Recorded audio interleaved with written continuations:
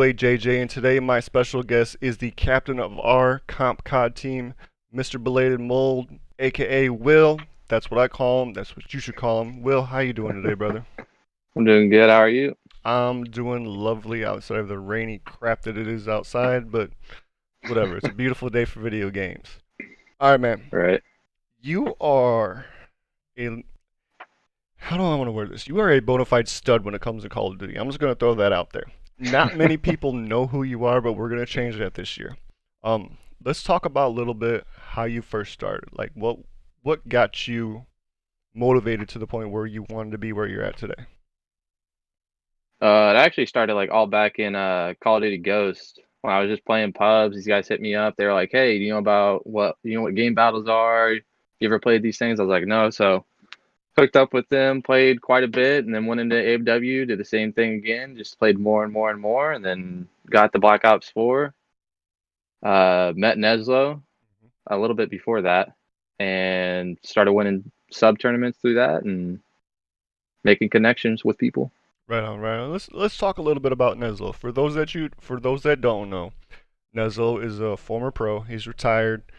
He was a stud back then. He's still a stud today. So don't run up on him if you see him in blackout or something because you'll just get destroyed. Um, how has Neslo helped you grow? Because I mean, we all start, like little babies, and then we start growing and growing and growing. So how did Neslo get you to the point where you are today? Really, it's just like the community that he's tried to like start, develop, and like he's since day one he started streaming again. He started the streaming. He's been streaming for like 2 years, almost 3 years, like almost every single day that he could. Mhm. And so you just slowly you start seeing people, you see the same people, you start making friends with them, you start hanging out with them, playing COD with them, playing GBs. Then you get Neslo started making sub tournaments, and then you getting up on their teams and you play with them. You have more fun. So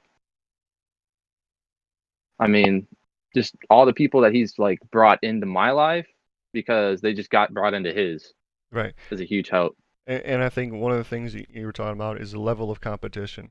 And what people don't realize is there will be a point in your gaming career or life or whatever, you're going to come up against someone who's better than you. Well, you don't get better by quitting. You get better by keep going at them. So, would you say the Neslo subtourneys have helped you progress as a player? I would definitely think they've helped because he also goes back and he'll like, for instance, after you win a map or you lose a map, he'll go back and be like, "Hey, you did some dumbass shit right there. Hmm. Like you should have done this instead of that." Like he helps you throughout the sub tournaments And as see long as that, you're not an asshole. well, that's true because assholes don't get any love. Um, you brought up a good point too. You're talking about, after the map's over, after the series is over, or whatever, you go back and watch what you did. I mean, I think all of us realize, or when we're all playing, we don't think we make any mistakes.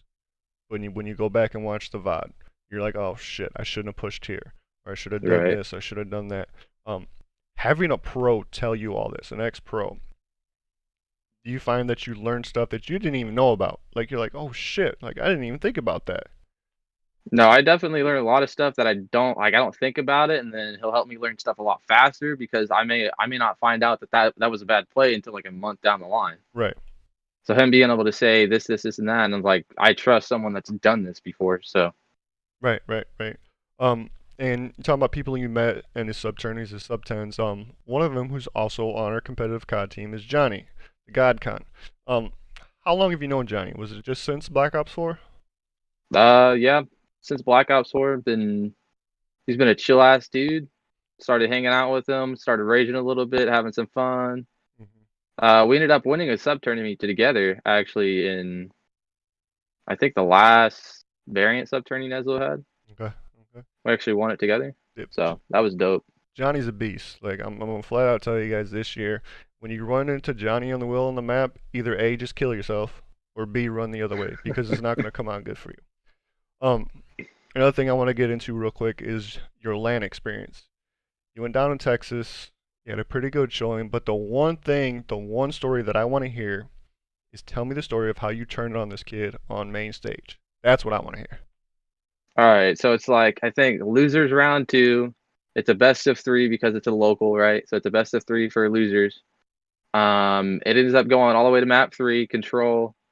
It's like the last round or second to last round or whatever. We're just absolutely stomping these guys, just absolutely shitting on them.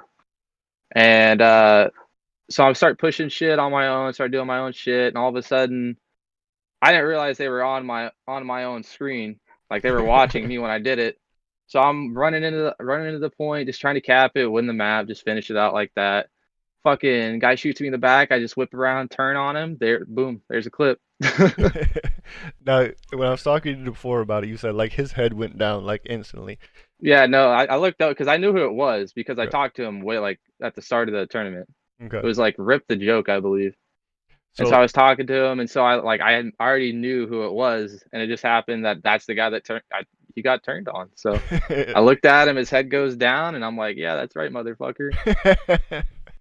But see that's good trash talk. I mean that's trash talk. That's good competitive nature. That's what you want.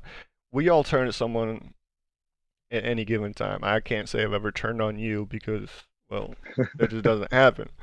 But I mean that's fun. That's what lands are about. And I remember you telling me when you first went there that the speed of the game is so much different compared to what it is online. Now talk a little bit about that. It's definitely a completely different story because you don't have like all the network shit. Like you can't like cameraing someone is a lot harder, I would think, Hmm. or at least say because I mean your bullets connect. Right. So like if you play online COD, you don't want to shoot bots to warm up and like only shoot bots because the connection there's no connection difference. Like you're not gonna have that connection. So Right. whenever you go out an online match, there's gonna be a slight difference in the delay on the kills. But you Right. go to a lane, you shoot bots, it's the same thing. You shoot a bullet, like if it's on somebody, it's hitting them. Right. And I know you're telling me like your connection from where you live isn't the greatest. So when you first went to It's the land, you were like, "Oh my God!" Like I feel like I'm moving, 900,000 miles an hour. Um, but let's talk about some Modern Warfare now. 20 some days away, completely different change from Black Ops 4. What are you most looking forward to with Modern Warfare? I'm most looking forward to the fact that it doesn't seem like there's a bunch of slide shot punch bullshit, Right. right? I mean, we don't know. We're not that far into the game. There might be some broken ass mechanic, but it feels great. If I like the idea of being able to change your class inside the game. Mm-hmm. So if you're testing out stuff, testing out a gun, testing out the attachments that work on the gun, it doesn't take you 50 games to do it. It takes you one game of just swapping through. Right, right. And let's talk about that. You're saying you can change your loadout in the game. Let's throw a search and destroy out there because we know that's going to be a staple of the game. Can you see using one loadout for your first push, and then say you have to retake the bomb site? Can you see yourself using another loadout, or do you think it's just going to be one loadout and that's it? Um, Not sure because like you can only do it at the starter rounds, right? No, you can do it in the middle. You can do it as Can you're you? yeah, you can do it as you're running. Hmm. Shit. Okay, Uh, we'll skip that question until you actually try it. Until you actually try it. I mean, it would be interesting because you could do rush class. I mean, I don't know. I haven't tried the like if you because I don't know if there's a speed perk or anything like that. Mhm. I didn't check for that because it's a beta. Right. So if there's a speed perk, you could swap to it. Uh-oh. There he is. Maybe. Like if you're like a subclass, do the speed perk and then swap to an AR. You beat them to the cut, beat them to a heady or whatever bullshit. Right, yeah, That might be back. that's what I'm talking about. And I think if they allow that, like if that happens, I mean that I think that changes the competitive landscape a little bit because you can't be like, oh, such and such is running a sub instead of an AR this time because you can just swap out. Swap. Yeah. Right. Um, let's talk about the game modes. Obviously, we're gonna have hardpoint. Obviously, we're gonna have search. In the third, fourth, fifth, game mode changes every year. Um, what game mode are you hoping is the third one? Do you like have any specific preference, or you just don't care? I would love to have CTF back just because the pace of the game is way different. Like you go from a very fast pace, then you go to a very like actual like strategy, and then like CTF still has you can still do legitimate strats, Hmm. like well thought out strats in CTF, and it's way slower than hardpoint. Right. I'm not saying like I like fast paced shit. It's just it changes. it changes it up instead of just sprinting at everyone 24/7. Mm-hmm. It changes the thought process. Right. Now what do you think the dynamic's going to be with a 5v5 if they do go back to capture the flag? I mean, that one person, that's that extra lane that gets locked down. Like how do you see that playing out? It'll be interesting because the maps aren't like it's not like Treyarch maps where it's all 3 lanes and then you might have 1 cut or 2 cuts there. It's like there's 7 lanes through this map, Mm-hmm. and you have multiple stories on buildings. You have multiple like cuts that you would have to watch. So it'll be a very interesting game with an extra person too. It's definitely not like a bad thing to have 5v5 on these games. Right, and then that kind of rolled into the next one. You played when it was 4v4 comp. Obviously, last year was 5v5. Which one do you prefer? Because everybody's like, there's no in between on this point. People either like 4v4 or they like 5v5. Where do you fall on that? I would say probably 5v5 because if someone is doing poorly, it's a lot easier to pick up their slack because you have that extra person. Mm-hmm. So say someone's just having a really bad map, everyone like you have an extra person to go off. Right, right, right, So it's not the end of the world. right. Completely agree. Completely agree. Because I'm usually the person that's doing bad, so that's why I don't play. But we won't talk about that. All right, let's get back into the amateur scene. Okay, obviously you're an amateur now because if you were a pro, you wouldn't be coming on this podcast. Let's be honest. You'd be getting paid millions of dollars to go do some other shit with like Zuma and all that. Okay, how hard is it to grind on the amateur scene? Like, give me a little bit of your day to day when comp season comes around.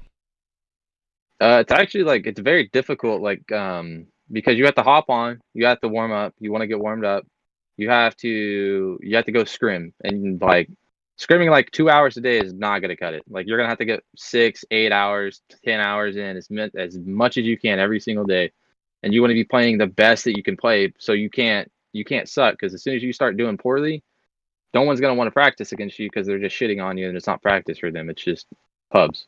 Right. So you have to be on top of your game the whole time.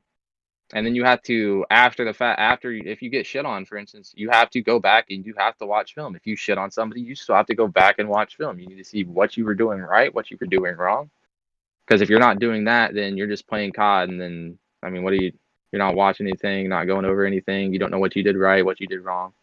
Right. It's very difficult to play and like just remember, oh, this was right. I did this right. I did this right. Oh, I shouldn't have done this. So And going back on everything is really nice. and I like what you brought up that you can't just play or scrim. Not just play scrim 1 to 2 hours a day. Like that doesn't get you to that next level. Because let's be honest, the pros, guess what? They're already fucking playing 10 hours a day. Like every single day, it's their job. That's what they do. So if you want to get to that level, you have to work extra hard. And I think a lot of the amateurs, and that's what they are amateurs, don't want to put in the work. But like you were talking about, I remember you last year. You would scrim for 3, 4, 5 hours.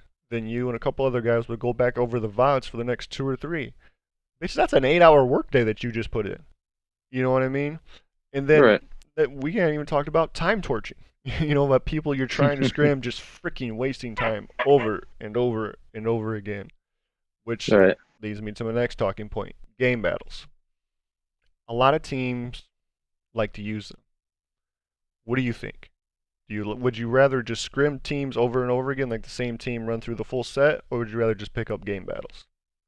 I'd much rather just scrim a team because on game battles you don't know who you're playing. You don't know they could have just gotten the game. You don't know it's not going to be good competition all the time. Like I know, anytime I play game battles, it's not even that much fun because you're just absolutely shitting on them. There's no competition. Right, right, right. So getting someone that I know or I've played against, and I'm like, okay, these guys are pretty good.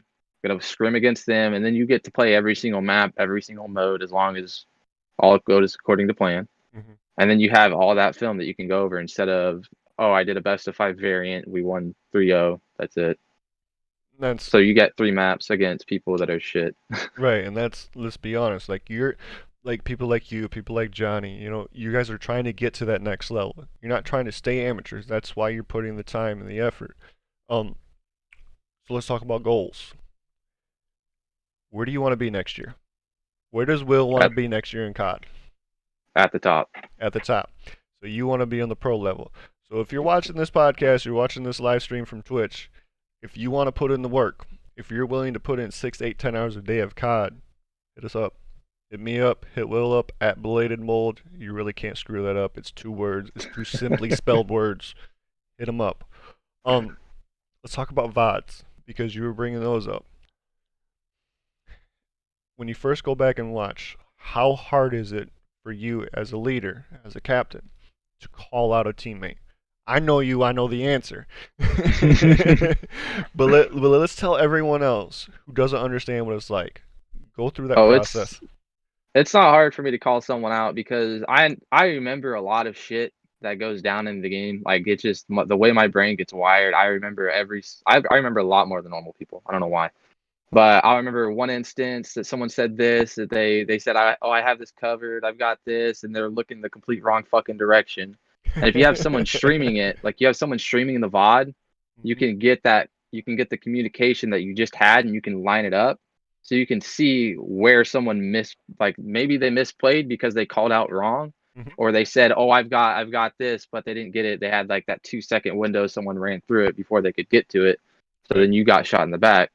It's not very difficult for me to call people out because honestly, I don't give a shit. I'm trying to be the best I can be. So if you're not trying to be the best that you can be, like I want you to call me out. I Right. mean, period. If you see me do something wrong, I want you to talk about it. Right. And let's be clear, when Will calls someone out, he does it respectfully.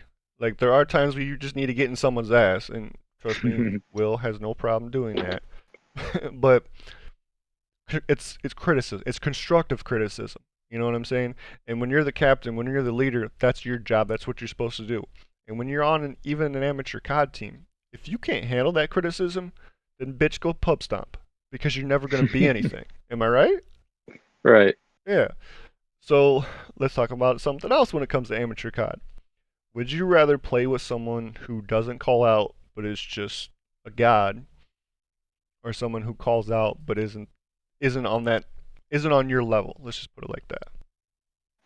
I think you need a mix of them. Like you need because you can go like a lot of people, a lot of the pro teams, you don't hear Simp calling out. You wouldn't hear fucking TJ didn't call out too much on Mhm. Optic. You never really heard Dashy too much. Like you would hear him every now and then, but it wouldn't be like you would hear main voices. Like you would hear Scump all the time or whatever, Yep. right? Right. So you don't need to have everyone calling out because then the comms get too meshed up. Hmm. Hmm.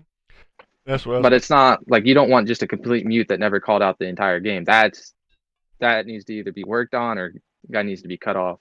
Probably that guy just needs to be cut off. Let's just be honest. Because getting shot in the back sucks. It doesn't matter what game you play. Getting shot in the back is the most frustrating thing of all time. And as we're talking about comms, and you were talking about, sometimes people can talk too much. Let's just put hardpoint out there, okay, and say you already have the hill. What do you want to hear from your teammates? Do you want to hear like 2, 3 word call outs, or do you want them to like literally say what the fuck's going on? It's like there's certain things that like you need to hear. Like I need to know because you can't look at the mini map 24/7. Like Right. you have to look, you have to engage in your gunfights, and you have to be focused on your gunfights. Hmm. So I can't be looking up at the top left every single second while I'm in a gunfight. So I Right. want to hear where you spawn up. I want to hear where you died.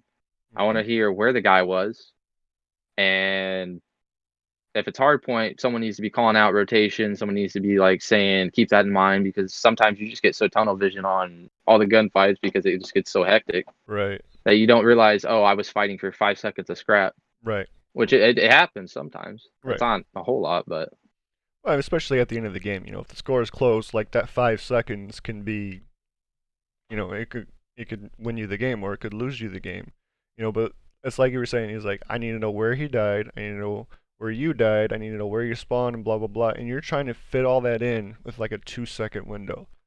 Has there right. has there ever been a time when you're playing when you're just like completely overwhelmed, whether it be a split second or just a couple seconds? Because have you ever felt that?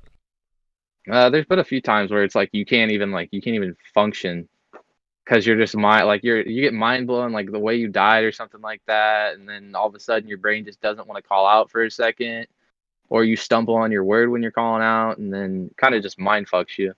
And you're like, wait a second. So you have to like sit here for a second and like think about what just happened. and then you just go crazy. You just go crazy. Let's talk about scuff. Let's talk about your controller. Now you recently got a scuff, and will you please tell people that don't want to listen like how much it improves your gameplay? Because people think it's just the pros peddling another product. Will you flat out tell these people that aren't believers how much the scuff truly improves your gameplay? It helps a lot because you can customize so much shit on it. Like for instance, now they have the new digital tap triggers. Neither one of us are sponsored by this shit, Right. but they have new digital tap triggers, which is like it's like a mouse click. It's literally a mouse click. Like I don't know if you can hear this, No, I can't hear but it's like it's just instant. It feels like I'm playing on a fucking PC with a it. Right. mouse and keyboard. Right. And the grip, you have the extra grip on it. You can customize your own sticks the way you want them. Trigger stops. You can you have hairline triggers, so you don't even need the trigger stops really. You Right. do that. Um, it's just all around great because I mean, if your stick breaks or whatever, you get the drifting or whatever. You just pop the stick off, get a Yep. new one, place it, clean it out, whatever. Right. See, It's kids, way better. you do need a scuff or a battle beaver or a cinch or whatever you want to go through. It's fine, but you do need a different controller, especially on the PlayStation. Um, actually want to jump back into Modern Warfare real quick. It's crossplay, which we all know. So you got PC kids, you got Xbox kids who are just garbage, but we won't get into that. Um, did you notice any difference when you're playing crossplay lobbies, like going up against PC kids or even going up against Xbox kids? Did you notice like any skill differential, or is it just the same shit?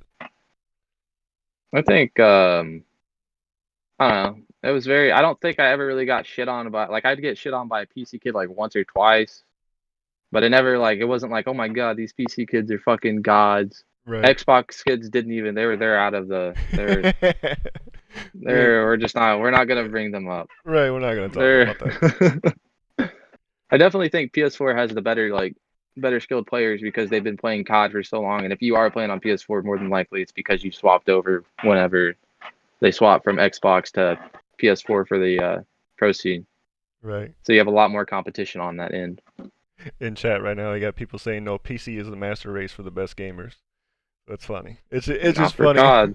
right? Not for Not for COD. COD, baby. Maybe next year if they go to PC, but we'll see. But guess what? If they go to PC, they've already said that they will use controllers. They will not Right. use mouse and keyboard. So And it's like I think a PC is better, but I'm saying PC players are not there you go. on COD. Like There I'd you go. rather play on a PC for sure. You have way better frames, Mhm. better fucking quality, graphics, everything. Right. Exactly. All right, man. To wrap things up a little bit, we're just gonna finish talking about the comp team. Um, we've already talked about what it takes to be a team leader. We've already talked about what it takes to be competitive, to articulate your craft, to become better. The one question, or not actually the one question, the one thing I think people need to realize is that no matter how good you are, you will go into a tournament or a league and come up against some team that just absolutely wipes the fucking floor with you. What do you do after that? How do you get better after that? You need to go back. You need to watch the film. You need to like preferably do it immediately after. That way you have everything fresh on your mind. Right, Because you're not gonna learn anything from I got shit on. Let's just go play another game. right, Let's just go scrim. But what you do is you look at that film, you see what you did wrong, you see what you guys need to work on as a team, and mhm, then you go scrim and practice that specific thing. Like say you weren't rotating. You weren't rotating early enough. You weren't rotating early enough. So whenever you go into a scrim, that's the one thing you do every single time. You rotate too early. You keep rotating too early. Or say you can't break a hard point. So then you don't rotate at all. You wait until last second and then you hit it and then you have to hit it as a team. So that way you're prepared for multiple scenarios at the end of the day. right, Instead of, oh, I know how to break a hill. That's it. I can't hold it though. right, right. And I said I wanted to end on that, but you just brought up something that makes total sense to me and makes total sense to you. Will you please tell these kids out there that even when you lose a scrim game, it doesn't mean you lost. Like you said, you're working on breaking hills or you're working on holding hills. Like, will you please tell these kids out there, and I don't mean this in a negative way, but people who don't understand it, that just because you scrim and lose doesn't mean it's a failure. Like, talk a little bit more about that, but what you actually do in a scrim. Um, like the hard point scenario, like we got really bad at like we could not hold a hill to save our fucking life. Like if we could hold it, half the time someone was running out of the hill, we weren't getting the time for holding it. So we had to work on sitting in the hill. Like we would literally like we would not even push out of the fucking hill. We stopped just got our mindset different. Hmm. Stay in the fucking hill. Stay in the hill. Stay in the hill. You get control of the hill, get control of the hill, then you push out. And you have to call out, hey, I'm getting out of the hill. Someone needs to stay, like you need to communicate that who needs to stay in the hill to get the time. And it's a lot of work really because you have to work on such little things constantly, and it's every single day you have to work on a new thing and a new thing, and you have to build it up. Hmm. And we won't talk about S&D strats because those are like top secret. Like, ain't nobody gonna hear shit about that. Everybody's got their own, and it's just funny how it works. But I mean, what I hope Will did for everyone out there that watching now and it's gonna watch in the future. I hope he helped explain a little bit more about what the amateur scene is like. It's not easy, and sometimes it's not fun. But guess what? If you want to get to a good level, if you want to be even close to being as good as Will or Johnny, guess what? You're gonna have to put in 10 hours a day just to get to that level. So that we're gonna wrap it up. I'd like to thank Will for coming on. Again, our COD team's gonna make some noise this year. I'm telling you, Will and Johnny are gonna be wrecking some fools out there on a day-to-day basis. I just want to say that Johnny said that you're his hard carry. So just want to throw that out there. But thanks for coming on, brother. You're gonna be seeing a lot of us this year in the COD community. Just trust me, you'll see us. Till next time. Next week, actually, we have a streamer on from the UK. His name is Focus. He's trying to weasel his way out of it because he's scared. But now I put it out on video, so you have to come on. See you guys then.